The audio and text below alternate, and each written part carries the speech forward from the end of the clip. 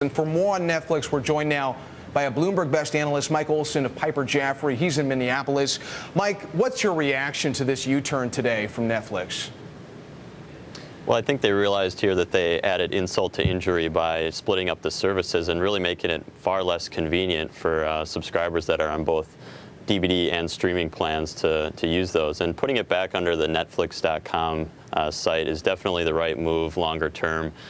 Near term, one question that it brings up is, does it signal that potentially subscriber churn was trending a little higher than they were comfortable with? And you were worried that customers would be angry with this, having to use two websites. Is that ultimately what this is all about, just making it less convenient for people? Yeah, I think you had the price increase back in July, and now you have this. And I think the reality is, as a DVD plus streaming subscriber, you'd have to basically go to having two queues on two different websites with two different brands, and it just becomes very cumbersome. So our take is that, again, this is a positive move to kind of walk away from Qwikster. It probably does show that the company was getting more nervous about subscriber churn and the impact that all of these changes were having on churn. And so for that reason, we actually raised churn in our estimates today from 6% monthly churn that we had in Q3 to now being at 7%.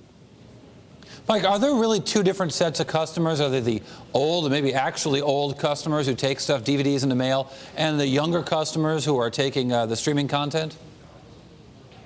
I think there is a difference. I think that there are a lot of people that are interested in the streaming content, and there's a lot of people that are simply interested in getting primarily new release movies.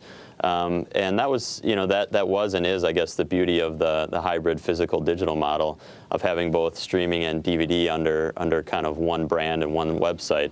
And so by removing that and going to this separate Qwikster brand, in some ways they were kind of getting rid of one of their competitive differentiators. Now, what about this contingency for streaming? I mean, do you get a sense that this is a big surprise to the people? I mean, had you seen this, for example, when it showed up in the last queue?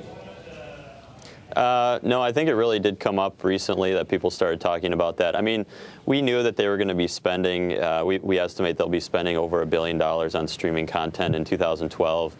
So, they definitely, as you were kind of talking about there, they definitely need to have the cash flow from the DVD business to fund the streaming content library.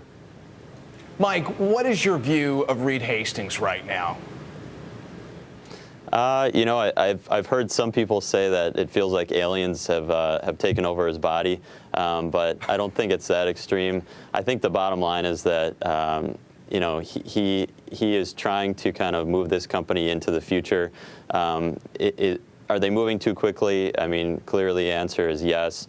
Basically, the streaming content library, as good as it is compared to any of the competitive offerings out there for streaming subscription, it still isn't ready to be your sole provider of content as a consumer. And so, again, that's the beauty of having this hybrid physical and digital kind of DVD plus streaming subscription offering. But why does he have what seems like a free pass to reverse course just 3 weeks after making that first announcement? Well, I mean, at this point, Qwikster hadn't even gone live, and I think that I think that he wanted to make a change based on feedback that they've been getting from subscribers, but more so than feedback, I would guess, and based on what we did in our numbers, we're assuming that there's something tangible that they're seeing in the numbers as far as subscriber churn that's making them uncomfortable enough to do a 180 on the Qwikster initiative. Mike, do you think that we're reaching a point where this business is going to be what AOL was for internet access? It might always have some kind of customers, but maybe not the service of the future?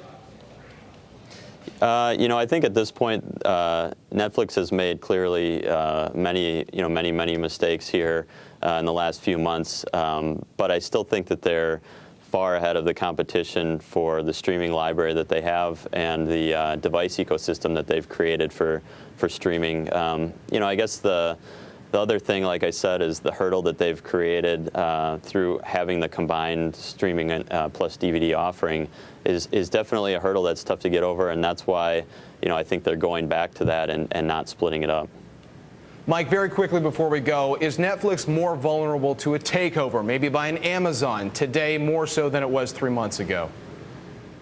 Yeah, I think there's no question that the asset's gotten a bit cheaper here, and so it's definitely more vulnerable to a takeover. All right. Mike, thank you for your perspective on the latest developments with Netflix. Mike Olson of Piper Jaffray joining us from Minneapolis.